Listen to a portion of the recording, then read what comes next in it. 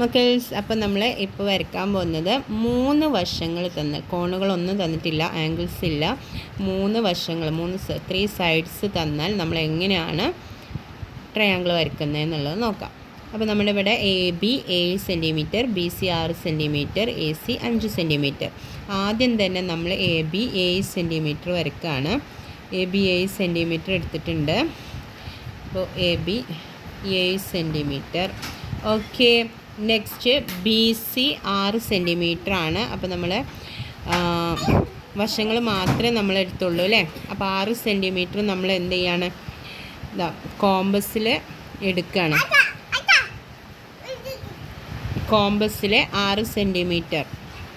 Okay, കറക്റ്റായിട്ട് നമ്മളിതാ ഇങ്ങനെ കറക്റ്റ് ആക്കുക. 6 സെൻറ്റിമീറ്റർ കിട്ടിയിട്ടുണ്ട്. എയിൽ കുത്തിയിട്ട്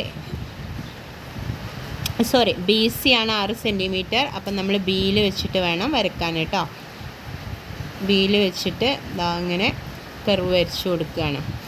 ഓക്കെ, നെക്സ്റ്റ് AC 5 സെൻറ്റിമീറ്റർ ആണ്. അപ്പം നമ്മൾ വീണ്ടും കോമ്പസിൽ ഇതാ 5 സെൻറ്റിമീറ്റർ സെറ്റ് ചെയ്യണം. ഓക്കെ, 5 സെൻറ്റിമീറ്റർ എടുത്തിട്ടുണ്ട്.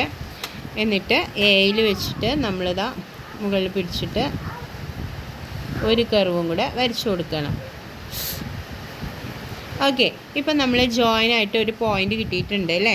അവിടെ കൂട്ടിമുട്ടിയിട്ടുള്ള പോയിൻ്റിൽ നിന്ന് നമ്മൾ സ്കെയിൽ വെച്ചിട്ട് എയിലേക്കും ബിയിലേക്കും കറക്റ്റായിട്ട് വരച്ചു കൊടുക്കാം. അപ്പം നമ്മൾ ട്രയാങ്കിൾ റെഡി ആയിട്ടുണ്ട്. ഓക്കെ.